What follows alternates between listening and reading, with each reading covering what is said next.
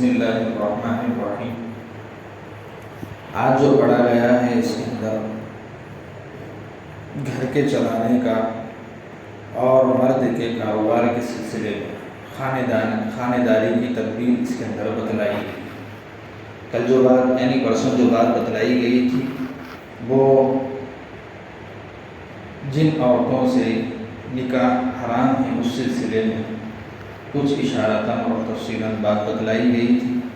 آج چونکہ پھر نکاح کے سلسلے میں اگر آدمی نکاح کرنا چاہتا ہے تو پھر اس کے بارے میں بات بتلائی گئی کہ آزاد عورتوں سے نکاح کرے، اور اس کے بارے میں کچھ مختصر تفصیل بھی اس کے اندر بیان کی گئی ہے، اور اس کے ساتھ ہی یہ بیان کیا گیا ہے کہ آدمی مہر کو بھی مقرر کرے، کیونکہ آزاد عورتوں سے نکاح کے مسئلے میں مہر کا ہونا ضروری ہے، یہ بات بتلائی گئی۔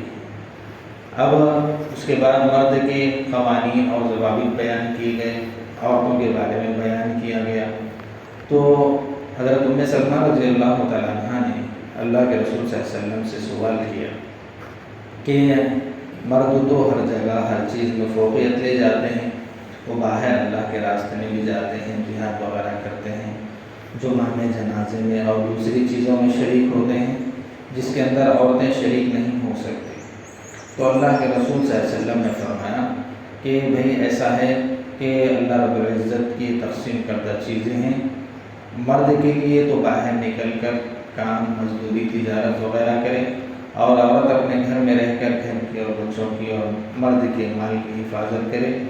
مرد باہر نکل کر جو کام کر رہا ہے اس کو جتنا ثواب ہے، عورت گھر میں رہ کر جو کام کرنا ہے اس کو اتنا ہی ثواب ملے گا۔ البتہ اتنا یہ ہے کہ اگر وہ ثواب میں آگے بڑھنا چاہتی ہے تو آگے بڑھ سکتی ہے، جو نبی نے بتایا ہے اسلام کی اور شریعت کی روشنی۔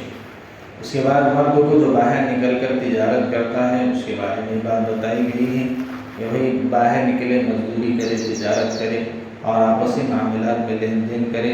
اس کے بارے میں تجارت کے مسئلے میں یہاں پر بتایا گیا ہے کہ آدمی باہر نکل کر تجارت کرے۔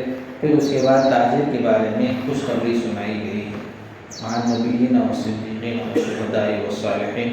جو آدمی باہر نکل کر پاک مال اور پاک تجارت کرتا ہے تو اس کا قیامت کے دن معاملہ انبیاء کے ساتھ، شہیدوں کے ساتھ، نیک لوگوں کے ساتھ کیا جائے گا۔ جب یہ مرد مال کما کر گھر آتا ہے، اگر بیوی کے ساتھ صحیح سلوک نہیں ہے یا بیوی پھر بھی غلط سلوک کرتی ہے تو اس کے بارے میں یہ بات بتائی گئی ہے کہ اس کو پہلے تو تنبیہ باتوں سے کی جائے، اور اگر پھر بھی نہیں مانتی ہے تو پھر بستر کو الگ کر دیا جائے، پھر بھی نہیں مانتی تو کچھ ہلکی سی تنبیہ کی جائے۔ اس کے بعد آگے بتایا گیا ہے بعض مرتبہ ایسا ہوتا ہے کہ دونوں کے درمیان نااتفاقی کی وجہ سے وہ بات دونوں میں آپس میں نااتفاقی ہوتی ہے اور غلط سمجھی جاتی ہے، لیکن ایسا ہوتا ہے وہ اللہ رب العزت کے نزدیک اور ان کے لیے مستقبل میں وہ بہت بہتر ہوتی ہے۔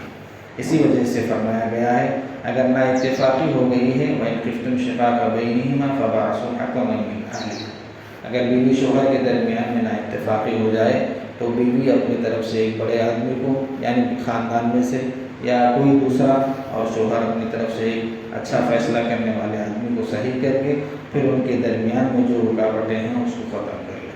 اس کے بعد آگے فرمایا کہ ہم ہر طریقے سے انسان کو ایسے احکام بتلا رہے ہیں حل کے جو انسان کر سکتا ہے۔ پھر بھی یہ لوگ جو یہودی ہیں اعتراض کرنے لگے۔ جس وقت جنگ احد ہوئی، جنگ احد ہونے کے بعد یہ لوگ سیدھا کعبۃ اللہ گئے۔ مکہ جانے کے بعد وہاں پر جو کفار اور مشرکین تھے ان سے بات کرنے کے بعد کہا کہ ہم محمد صلی اللہ علیہ وسلم کو اور ان کو دین کو، ان کے صحابہ کو مٹائیں گے اور ہم آپ کا ساتھ دیں گے۔ ابو سفیان نے کہا کہ تم لوگ جھوٹے ہو، جس وقت ہم آئے تھے اس وقت تو تم نہیں تھے، لہٰذا اگر ہم کو ہمارا اعتبار اگر یقین اور پکا کرنا ہو تو تم ہمارے بتوں کو سجدہ کرو۔ چنانچہ یہودیوں نے سجدہ کیا ان کے بتوں کو، یعنی مشرکین مکہ جو تھے جن کی وہ پوجا کرتے تھے بتوں کو رکھ کر کعبۃ اللہ میں، تو انہوں نے اس کا سجدہ کیا۔ سجدہ کرنے کے بعد انہوں نے کہا، ابو سفیان پھر بھی دل میں کچھ بے چینی تھی، شک تھا، تو ابو سفیان نے کہا کہ ہم تو ان پڑھ ہیں، جاہل ہیں، تم ہی بتاؤ، یعنی یہودیوں سے کہہ رہے ہیں، تم بتاؤ محمد کا دین صحیح ہے یا ہمارا دین صحیح ہے؟ تو اس وقت یہودیوں نے کہا کہ تم کیا کام کرتے؟ انہوں نے کہا کہ دیکھیے ہم اپنے باپ دادا کے دین پر ہیں، ہم حاجیوں کو پانی وغیرہ پلاتے ہیں، ان کو کھانے کا انتظام کرتے ہیں، ہاں ہر طریقے سے ان کو ہر چیز کی سہولیات مہیا کرتے ہیں۔ کچھ چیزیں انہوں نے ابو سفیان نے بنائی۔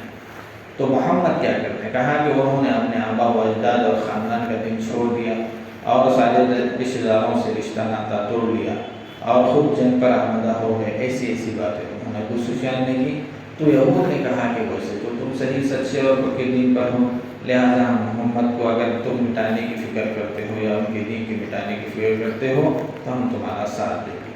تو اس وقت اللہ رب العزت فرما رہے ہیں کچھ لوگ ایسے ہوتے ہیں کہ جن کو جاننے کے باوجود بھی، بتلانے کے باوجود بھی، پڑھنے کے باوجود بھی وہ لوگ عمل نہیں کرتے بلکہ اس کی مخالفت کرتے ہیں، تو ان کے لیے دردناک عذاب ہے۔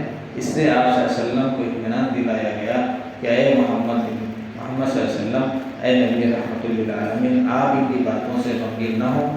یہ لوگ اگر عمل نہیں کرتے ہیں اور یہ لوگ یہ بھی اعتراض کرتے تھے کہ یہ جو نبوت کا سلسلہ ہے ہمارا خاندانی ہے، لہذا محمد صلی اللہ علیہ وسلم ہمارے خاندان سے نہیں ہیں، تو اللہ رب العزت نے کہا کہ یہ بھی تو حضرت ابراہیم علیہ السلام کی ہی نسل سے چلے ہیں، ایسا نہیں ہے۔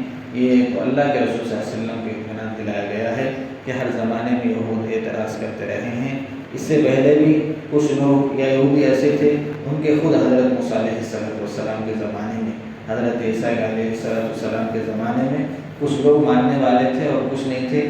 اسی طرح آپ کے زمانے میں بھی ہے کہ کچھ لوگ ماننے والے ہیں، جیسے عبداللہ ابن سلام یہودی تھے، مسلمان ہوئے، اور کچھ لوگ نہیں ماننے والے ہیں، انکار کرنے والے ہیں۔